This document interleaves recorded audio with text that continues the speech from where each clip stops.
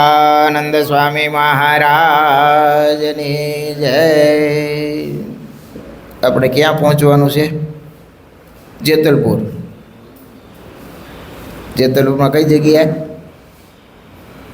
રંગમહોલ તળાવનો કિનારો। શ્રીજી મહારાજ બિરાજમાન છે। ક્યાં ભગત આવ્યા રોટલો લઈને? જીવણ ભગત।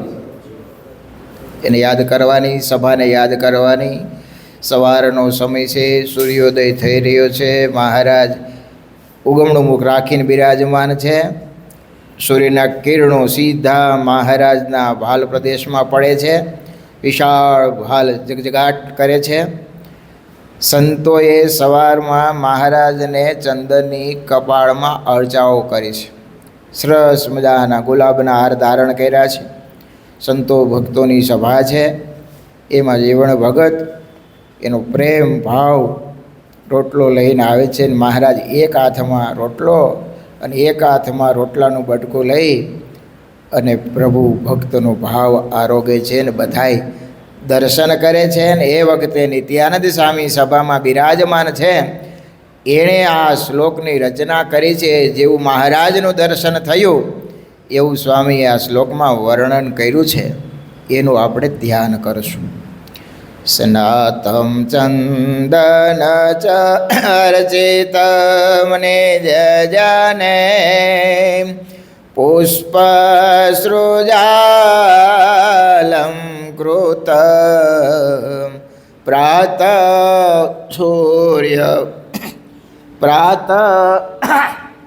સૂર્યમુખે સ્નાતમ ચંદન ચર્ચિતમ નિજજને પુષ્પસૃજાલં કૃત પ્રાત સૂર્યમયુખસેવિતમુખં શ્રીચંદ્રશાલોપરી કૃત્વા રોટકમેકપાણિતલકે પંક્ત્વાનસ્તેન ભુજાનાં પ્રવિલોકસેવકગણાં વંદે સદા સ્વામિનં વંદે સદા સ્વામિનં વર્ણિવેશરમણીય દર્શનમ મંદેહાચરુચિરાનનાંબુજં પૂજિतं સુરનરોત્તમૈર્મુદા ધર્માનંદનમહં વિચિંતયે। ઓમ અવતારિણે શ્રી સ્વામિનારાયણાય નમો નમઃ। ઓમ શ્રી હરિકૃષ્ણાય નમો નમઃ। ઓમ શ્રી પૂર્ણ પુરુષોત્તમાય નમો નમઃ। ઓમ સર્વેભ્યઃ સદ્ગુરુભ્યઃ નમો નમઃ। સહજાનંદ સ્વામી મહારાજની જય। હરે કૃષ્ણ મહારાજની જય। સ્વામિનારાયણ। વિક્રમ સંવત 2080 તારીખ 16/5/2024 વૈશાખ સુદ કાલે અષ્ટમી હતી। આજે અષ્ટમી છે, ગુરુવાર। સદગુરુ નિષ્કાન સ્વામી રચિત નિષ્કાંત કાવ્યમાં પુરુષોત્તમ પ્રકાશ એમાં પ્રકાર 9મો આપણે ચાલુ છે। લોજ ગામની લીલા ચાલે છે। મહારાજે સદાવ્રતો બંધાવ્યા એ ગામના નામ સ્વામીએ વર્ણન કર્યા છે અને સદાવ્રત શા માટે બંધાવ્યા એનું સ્વામી પછી વર્ણન કરે છે। એ યાદે ગામે આપે અનરે જે જમે તે થાય પાવન રે તેણે તજે બીજું ભજે શ્યામ રે, તન મૂકે પામે પરમ ધામ રે, એમયને કજીવ ઉધાર્યા રે, ભય ટાળી ભવજળ તાર્યા રે, તોય ન માનું નાથનું મન રે, કર્યા જન તારવા જગન રે. મહારાજે સદાવ્રત બાંધ્યા, તોય મહારાજને એમ થયું આમાં કેટલાક જણા આવે, હવે કંઈક મોટું કરીએ કે જાજા માણસો લાભ લે. એટલે મહારાજે યજ્ઞો ચાલુ કર્યા. હજારો બ્રાહ્મણો ને હરિભક્તો ને સંતો આ આખા ને મેઘપુર ને પીપલાણામાં તો 6 મહિના સુધી યજ્ઞો કર્યા. અને પાછા આખા ને પીપલાણામાં એક સાથે જેટલા અહીંયા મહારાજ અને સંતો, મહારાજની સભા, મહારાજ બિરાજમાનો, એટલા જ પાર્ષદો, એટલા જ કાઠી દરબારો, આખા અને પીપલાણામાં પાછા એટલા જ, બંને જગ્યાએ એક સાથે 6 મહિના સુધી આખા ગામના હરિભક્તો પીપલાણા હોય ત્યાં મહારાજ ન્યાય યજ્ઞ કરતા હોય. એને એમ થાય કે મહારાજ તો આપણા ગામમાં જ, ત્યાં જાય તો ત્યાં મહારાજ યજ્ઞ કરતા હોય. એમાં કેવું પડે આ ભગવાન છે એમ. અને આખા પીપલાણા કંઈ દૂર થોડું છે. અરે એવું નહીં, 3 જગ્યાએ મહારાજ ડભાણમાં યજ્ઞ કરતા હતા. રાયધણજીને ત્યાં સમાધારે, કચ્છમાં મારા અંજારમાં મહારાજ 3 જગ્યાએ દર્શન આપે. બોલો હે પુરુષોત્તમ નારાયણ છે બાપ, શું નો ધારે તો શું ન કરે. એ મહારાજે શ્રદ્ધાવટ ચલાવ્યા અને મહારાજ ફરતા ફરતા ક્યાં પધાર્યા છે? લોજમાં પધાર્યા છે. લોજની આપણે લીલાનું વર્ણન, સદાવ્રતનું વાત ચાલે છે. તો વિહારીલાલજી મહારાજે સરસ મજાનું વર્ણન લોજમાં પધાર્યા એનું કર્યું છે. વર્ણિ કહે નરપતિ સુણો, ધરે શ્રી હરિ વર્ણિ વેશ, ફરતા ફરતા લોજમાં આવ્યા સુંદર સોરઠ દેશ. ગયા સંવત્સર શતકય 18, આષાઢી દી 56 મોજાર, હતી શ્રાવણ છઠ અંધારે, પ્રભાતે આવ્યા લોજ મોરારી. અષાઢ મહિનામાં મહારાજે ઘરનો ત્યાગ કર્યો અને શ્રાવણ વદ અને છઠ 1856ની થાય, તારીખ 21/8/1799, લગભગ ગુરુવાર હતો ખ્યાલ બને ક્યાં સુધી. અને મહારાજ લોજની વાવ આવી બિરાજમાન થયા અને સ્વામી એનું વર્ણન કરે છે. ફર્યા 7 વર્ષ 1 માસ, 11 દિવસ વનવાસ. નોંધ કેવી કરી જુઓ તમે, 7 વર્ષ 1 મહિનો અને 11 દિવસ મહારાજે વન વિચરણ કર્યું. લોજથી દિશા ઉત્તર માયા, દીઠી વાવ તથા વડ ત્યાય, કર્યું વાવ વિશે જય સ્નાન, વડ હેઠે ગયા ભગવાન, ભલીએ કશિલા મોટે વાળે, બેઠા તે પર શ્રી વન માળી. મહારાજ ત્યાં જોયું, ગામણે પાદરે એક વાવને કાંઠે સરસ મજાનો વડલો. મહારાજે પહેલાં જઈને વાવમાં સ્નાન કર્યું, પછી વડલા નીચે, સવારનો સમય હતો, વડલા નીચે એક મોટું પથ્થર હતો. મહારાજ એ પથ્થર ઉપર પદ્માસન વાળી ધ્યાન અવસ્થામાં બિરાજમાન થઈ. આજે પણ એ પથ્થર તમે લોજ જાઓ અને મંદિરમાં પ્રવેશ કરો, ત્યાં જ્યાં ખાંડણીઓ છે ને, ત્યાં ગુરુદેવ શાસ્ત્રી મહારાજે પધરાવેલો છો. એ વખતે સ્વામી ત્યારે મહંત હતા જુનાગઢ મંદિરના.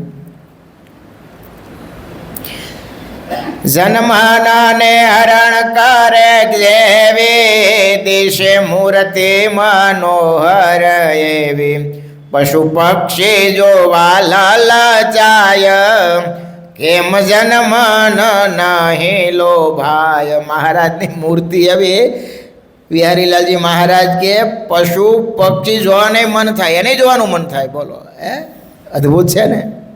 પછી માણસની તો ક્યાં વાત કરવી. દષ્ટિ ચંદ્રે ચકોરને જાય તે તો પાછી વાળી ન વળાય. લોહને તો ચમક ખેંચે જેમ જન્મન હરીમાં જાય તેમાં.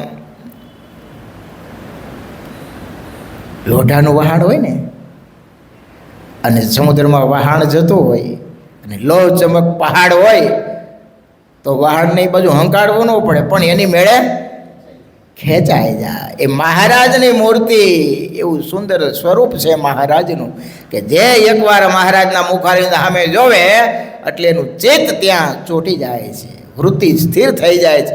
ઘડીક તો ત્યાં જોવા બધા ઊભા રહી જાય છે કે આવા તપસ્વી, આવા તેજસ્વી બટુક બ્રહ્મચારી આ કોણ છે, ક્યાંથી આવ્યા છે. મનના સંકલ્પ સ્થિર થઈ જાય, દેશકાળનું ભાન ભૂલાઈ જાય. બાપ એવી મૂર્તિનું સહજ આકર્ષણ હતું. જળ ભરવા આવે ઘણી નારે રહે મૂર્તિ વિશે દ્રષ્ટિ ધારી. લીધા કોઈ જળઘટ માથે, કોઈ માથે અને એક હાથે. કોઈ માથે લીધા ને કોઈ હાથમાં લીધા.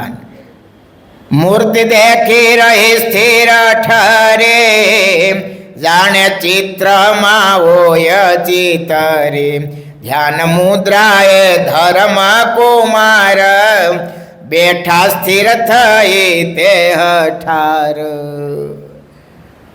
આમ જ્યાં બેનો પાણી ભરવા સવારનો સમય, માથે બેડા કોઈ હાથમાં, અને મહારાજને વડલા નીચે સરસ મજાના પથ્થરની શિલા ઉપર ધ્યાન અવસ્થામાં જોયા. ચિત્રની મૂર્તિ જેમ ચિત્રમાં આપણે ચિત્ર જોઈએ કોઈનું અને એમ સ્થિર થઈ જાય, એમ બધી બહેનો માથે બેડા છે, હાથમાં બેડા છે અને આ બટુક બ્રહ્મચારીની સામે સ્થિર થઈ જાય છે. જોઈ બોલે પરસ્પર નારે આ તે કોણ હશે બ્રહ્મચારી. એની કાયા દેશે સુકુમાર કોઈ ભાષે છે રાજકુમાર. જેને જેવી ભાવના. કેમ લીધો છે વૈરાગ્ય એ તો અચરજ દિશે અથાગ. પુત્ર રત્ન ખોયું જેણે એવું તેની માતાને દુઃખ હશે કેવું. હવે એમને વિચારો મળ્યા આવા. પહેલાં તો એને એમ થયું કે આ કોણ છે, કોઈ રાજકુમાર જેવા લાગે છે, અને મને એમ થયું કે આ નાના એવા બટુક બ્રહ્મચારીનો વેશ છે અને આ ઘર છોડી નીકળ્યા છે તો એની માતા કેટલી દુઃખી થતી છે. અને માહીમાં હજી બાપાને રજા દેવી ને અઘરી ન પડે, પણ મા પાસેથી રજા લેવી અતિ કઠણ છે. માનું હૃદય છે ને અને જલ્દી સ્વીકારી પણ ન શકે. 2 દી પહેલાં આદિગુરુ શંકરાચાર્ય એની જન્મ જયંતિ હતી. લગભગ 1300-1400 વર્ષ થયા. આ ભારત ભૂમિમાં રત્નો તો જુઓ તમે કેવા થયા છે. શંકરનો અવતાર ગણાય, સાક્ષાત જ્ઞાનનો ભંડાર, સર્વજ્ઞ હતા. એનો જન્મ થયો ને આકાશમાં દેવતાઓ પુષ્પે વધાવવા આવ્યા. વાતાવરણ પલટી ગયું. વૃક્ષોમાં ફળ પાયકા નહોતા છતાંય પાકીને હેઠા મીણા પડવા. પ્રકૃતિ આખી બદલી ગઈ. વાતાવરણ એવું દિવ્ય થઈ ગયું. ચોમાસું નહોતું, સદાય વરસાદ ચાલુ થયો. શંકરાચાર્યની વાત કરું છું, આદિ શંકરાચાર્ય 1 વર્ષના હતા ને, કેરલામાં એનો જન્મ 1 જ વર્ષના હતા ત્યારે અક્ષર જ્ઞાન શીખી ગયા. બોલો, 1 વર્ષનું બાળક એની ભાષા શીખી ગયું, એના દેશની કેરલાની. બીજા વર્ષે બોલવા લાગ્યા અને પ્રવચન કરવા લાગ્યા. ત્રીજા વર્ષે તમે માનશો નહીં, ઘણા શાસ્ત્રોનું જ્ઞાન એને પ્રાપ્ત કરી લે. કેટલા વર્ષે? 3 વર્ષની ઉંમર. 3 વર્ષનું બાળક હોય કેવડું, બોલતા આવડે કે ન આવડે, બધા શાસ્ત્રોનું જ્ઞાન પ્રાપ્ત થઈ ગયું. અને 3 જ વર્ષની ઉંમર હતી અને એના પિતા ગુજરી ગયા. મા રહ્યા, હું માની વાત કરું એટલા માટે એને યાદ આવ્યા કે માનું હૃદય કેવું હોય છે. 5 વર્ષની ઉંમર હતી અને 8 વર્ષે ઓલી પેલી જનોઈ અપાય, પણ આની પ્રતિભા એવી હતી એટલે 5મા વર્ષે જનોઈ આપી દીધી. પણ એ ચમત્કારી એવા હતા. અને પછી ભણવા બેસી ગયા. ભગવાન વ્યાસભાઈ અભ્યાસ વિચાર તો કરો. અને ભણવા બેઠા થોડા જ સમયમાં 4 વેદ, 18 પુરાણ, સર્વે શતશાસ્ત્રોનો અભ્યાસ એણે કરી લીધો. બહુ ટૂંક સમયમાં. તમને કલ્પના નહીં આવડે, વાત સાંભળીને રોવાડા બેઠા થઈ જાય. ખાલી 12 વર્ષની ઉંમરમાં. કેટલી? 12 વર્ષની ઉંમરમાં આખા ભારતમાં વિચરણ કરી અને કેવળ ને કેવળ બૌદ્ધ સંપ્રદાય હતો. કયો? આખા ભારતમાં. 60,000 સાધુ એના હતા, એને જીતી અને આખો બૌદ્ધ સંપ્રદાય ખાલી કરી નાખ્યો. બોલો, આખા ભારતમાંથી. કેટલી વર્ષની ઉંમરે? 12 વર્ષની ઉંમરે. કલ્પના તો કરો. એની આયુષ ખાલી 16 વર્ષની હતી. કેટલી? 16 વર્ષની. 12 વર્ષમાં તો એને કેટલું જબરજસ્ત કામ કર્યું. હવે 12 વર્ષનું બાળક શું કરે તો મોટા મોટા વિદ્વાનોને જીતા અને વેદનું સ્થાપન કર્યું. કાશીમાં સ્વતંત્ર થતા દેહનો ત્યાગ કરતા હતા. ભગવાન વ્યાસ આવ્યા, બેટા આજે તારે ઘણું સત્કાર્ય કરવાનું છે, પણ મારી ઉંમર તો પૂરી થઈ. મને ખબર છે તારી ઉંમર પૂરી થઈ, પણ હું તને વધારાની 16 વર્ષની બીજી ઉંમર આપું છું. એટલે 32 વર્ષ રહ્યા. કેટલું? 16 વર્ષ. પણ વાત આપણે એની માની કરતા હતા. ત્યાં એક નદીનું નામ તો ભૂલી ગયો, લગભગ કઈ 2 અક્ષરનું નામ છે. નદી હતી ત્યાંના ગામમાં, કેરલામાં. તે નદી થોડીક એના ઘરથી દૂર, ઉનાળાનો સમય, એના પિતા તો હતા નહીં, એટલે માતા કાવેલી પાણી ભરવા જાય. આ તો 5 વર્ષના હતા, નાની ઉંમર, 3 વર્ષની. તે પાણી ભરવા જાય તો દૂર, ઉનાળાનો સમય, પરિસ્થિતિ બહુ એટલી બધી નહીં હોય, સાધારણ છે. પગ ખુલ્લા હતા એટલે પગ બળતા હતા. માં આવીને આમ જરાક પગને પાણીથી ધોતી હતી. એને જોયું, 3 વર્ષનું બાળકો, કે મારે પગ બળે છે. બોલો, એણે નદીને પ્રાર્થના કરી, નદી આખી પહેરવીને એની ઘર આગળ વહેતી કરી કે માને દૂર પાણી ભરવા જવું ન પડે. હવે આવો ચમત્કાર ગામ લોકો જોવે, આખી પ્રકૃતિને ફેરવી નાખે. પછી ભણવા ગયા ને એટલે કીધું કે માં મારે એના જ્યોતિષોને બોલાવ્યા કે આના ભાગમાં શું છે, કે આના ભાગમાં તો ખાલી 16 વર્ષ આયુષ છે, તો કે સંન્યાસી થઈ જશે, સર્વજ્ઞ છે. તેની માં તો માં એ કે બેટા મીણા ઉપદેશ દેવા, તું ત્યાગી ન થતો, તું મને એકનો એક દીકરો છો, તું એક કામ કરી, યજ્ઞ કરી અને દેવતાને પ્રસન્ન કરી, અહીંયા ગ્રહસ્થાશ્રમ કરી, પણ તું સંન્યાસ લેતો નહીં. શંકરાચાર્યને એમ થયું કે માં બહુ દિલગીરી થાય છે, સારો હું નહીં જાઉં. અને પછી તો ભાઈ આ તો બધા દેવી પુરુષ કહેવાય. નદીએ ગયા અને મગરે પગ પકડ્યો અને મીણા અવાજ કર્યો હતો. માં બાજુમાં જ હતા, ઘર તો હતું જ નદીને કાંઠે જ. દોડીને આવ્યા, શું થયું બેટા? માં મગરે પગ પકડ્યો છે, હવે મને ત્યાણી જશે. અને મણી રુદન કરવા, બીજું કાંઈ થાય એમ હતું નહીં. તો કે માં એક શરતે એ મગર મૂકે, તો કે શું? તું મને સંન્યાસ લેવાની રજા આપ, તો મગર પગ મૂકી દઈએ અને હું બચી જાઉં. માનું હૃદય વિચાર કે બીજો ક્યું આવે, એમ મોત દેખાય આવે દીકરાનું. તો એને એમ થયું કે હા હશે તો ક્યારેક તો મોઢું જોવા થશે, નહીંતર તો મગર લઈ જવાની છે. અને મગરે પગ તરત મૂકી દીધો. બહાર આવ્યા કે માં તે રજા આપી છે, હવે ખુશીથી રજા આપી. અરે બેટા, આવી રીતના તું જઈશ? તને તો જ્યોતિષે બધાએ કીધું સર્વજ્ઞ છો, શંકરનો અંશ છો, તો બેટા મારી એક ઈચ્છા છે, તું સંન્યાસ લે એનો વાંધો નહીં. આપણા રીત રિવાજ તને ખબર છે કે સંન્યાસી થયા પછી ઘરે કોઈ પાછો આવતો નથી. તારા પિતા છે નહીં, મારે બીજું કોઈ સંતાન નથી.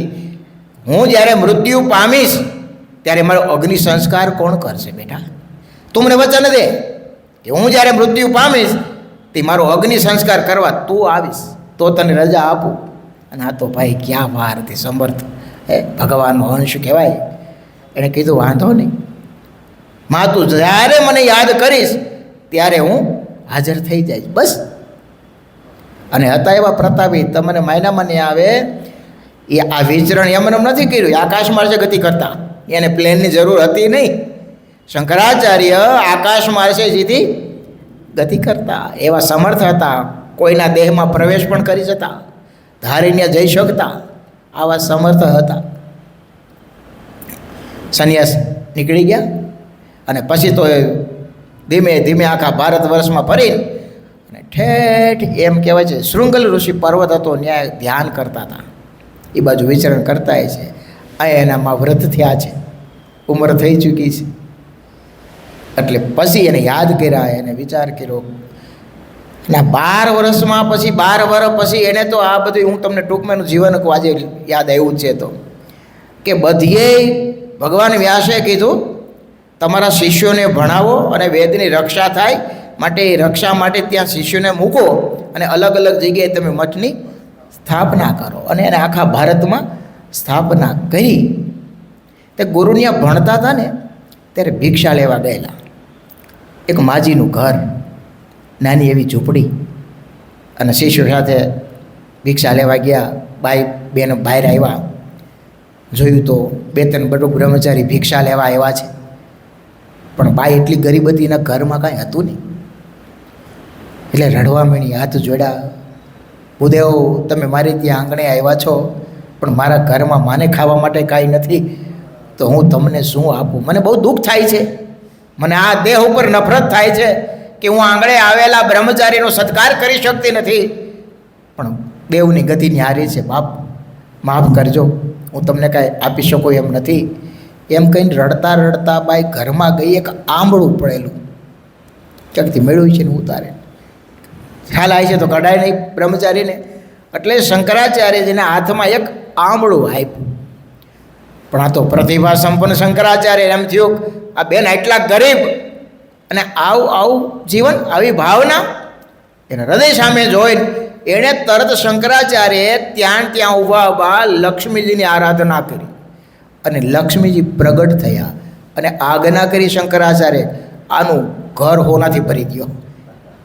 અને બેન ઘરમાં ગયા ને તો હોનાના આંબળાથી આખું ઘર ભરાયેલું, એવા સુખી સંપન્ન કરી દીધા. અને પછી તો એ વાત વાયુ વેગે, આમાં કંઈ કેવું પડે પછી પ્રચાર કરવાનો. આવા શંકરાચાર્ય હતા, સમર્થ હતા.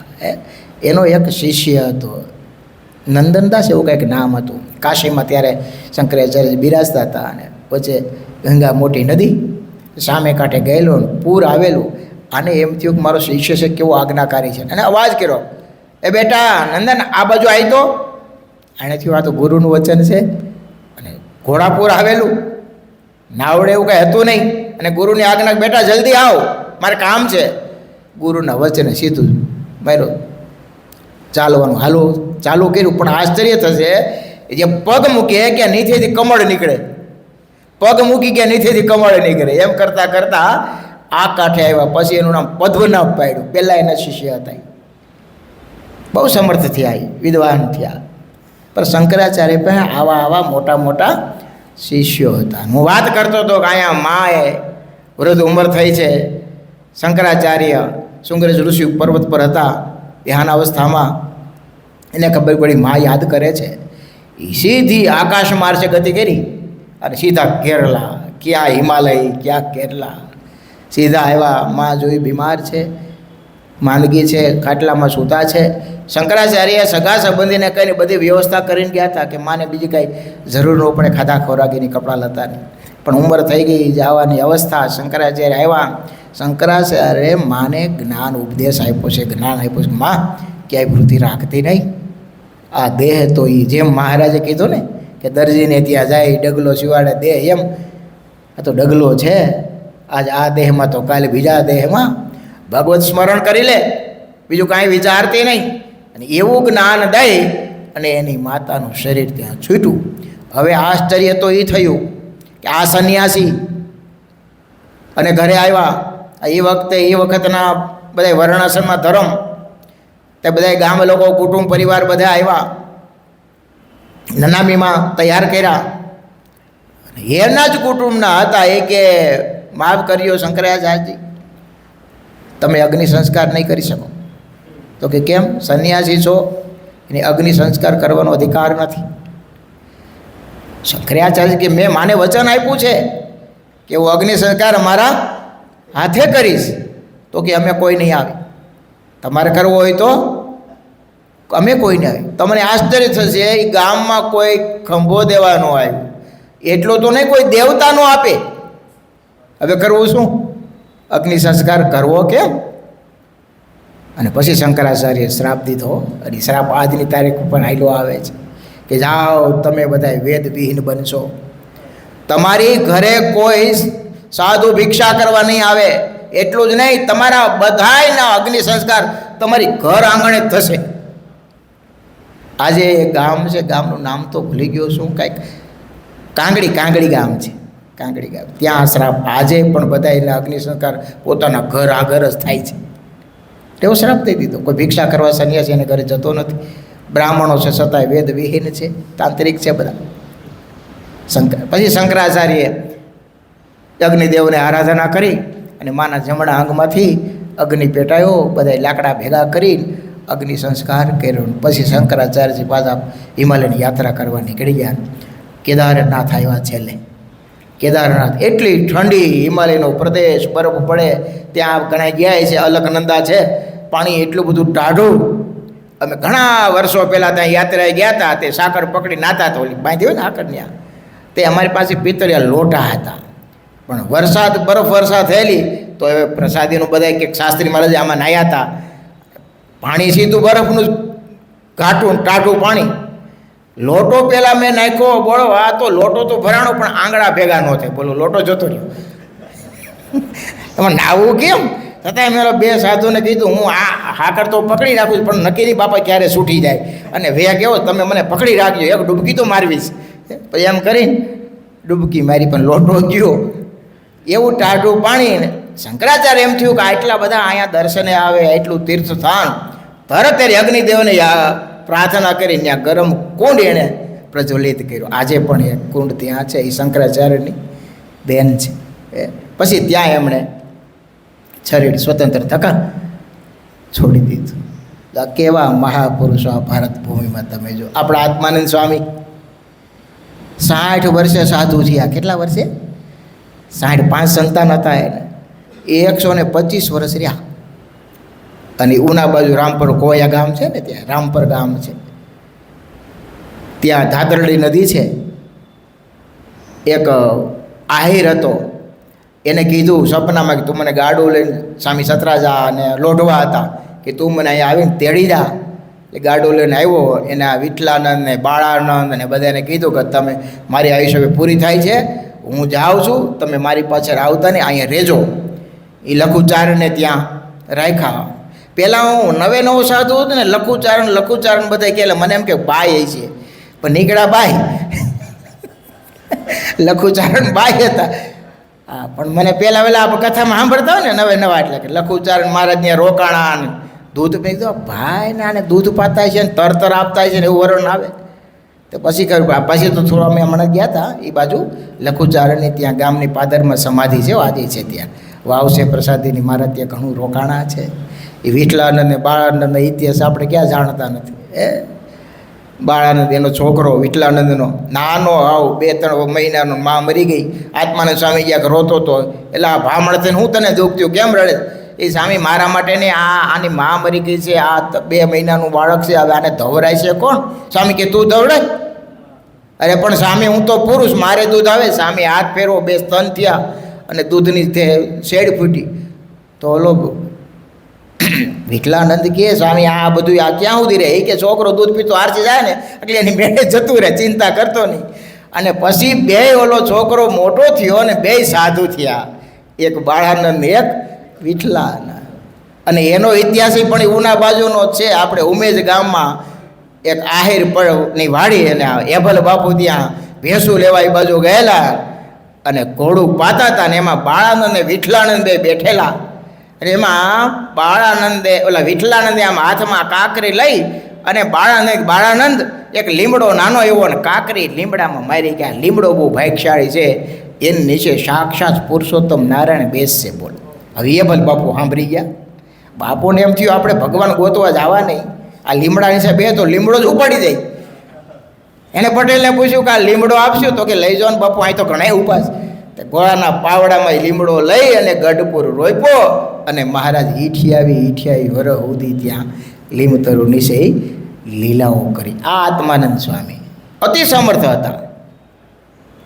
એ પણ સ્વતંત્ર થતા એને કીધું કે તું મારા તાતરડી નદી હતી ત્યાં તીમરવાનું ઝાડ હતું તમરાનું, એ કે અહીંયા મૂકી જઈએ, આને અગ્નિ સંસ્કાર ન કરતો કે દાઢતો નહીં, અહીંયા મૂકી જઈએ ખાલી.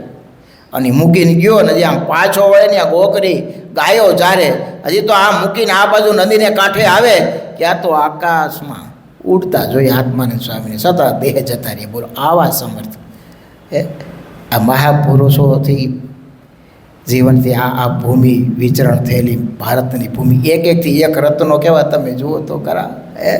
મીરાબાઈ સાક્ષાત દ્વારકાધીશમાં બોલો સતા દેહ સમાઈ જાય, કે નાની વાત છે. કેવા બધા સમર્થ થઈ છે બધા. એ ભગવાન મને હેત કેવું. આપણે એક હરિભગતને કેવા ભક્તો આમ કહે કે મહારાજ આવ્યા છે ને હું જાઉં છું, મહારાજનું ભજન કરજો. મહિનો અગાઉ 6 મહિના અગાઉ જાહેરાત કરે અને મહારાજ એને કહે તારે કાંઈ સત્કાર્ય કરવું હોય, કોઈને ભલામણ કરવી હોય તો કરી લેજે, લે હું તને આ ટાઈમે ને આટલા વાગે તેડી જઈશ, અને તેડી જાય. બોલો કેવા દયાળુ મહારાજ છે. એની બધી લીલાઓ છે. આ લીલાનું જ્યારે વર્ણન થતું હોય ને, હું વારંવાર કહું છું, ભક્ત હૃદય હોય તો એ અંતરમાં એ મૂર્તિનું ધ્યાન કરતો જાય અને મહારાજનું સ્મરણ કરતો જાય તો હૃદય છે ને ભક્તિ ભાવથી ભરાઈ જાય. કરીને આપણે કરવાનું હેત ભગવાનમાં છે. આજ નહીં તો કાલ કર્યા વગર છૂટકો નથી. ગમે એટલા જપ કરીએ, તપ કરીએ, સેવા કરીએ, સાધના કરીએ, પણ જો ભગવાનમાં હેત થતું નથી તો કારણ શરીરની વાસના ટળવાની નથી હો. અને કારણ શરીરની વાસના ટળશે નહીં તો બ્રહ્મરૂપ કેમ થશું બાપ? બ્રહ્મરૂપ નહીં થાય તો અક્ષરધામમાં કેમ જશું? કરીને તો આ કરવાનું છે કે દિન પ્રતિદિન ભગવાનમાં હેત કેમ થાય. સહજાનંદ સ્વામી મહારાજની જય. સ્વામિનારાયણ સ્વામિનારાયણ સ્વામિનારાયણ સ્વામિનારાયણ.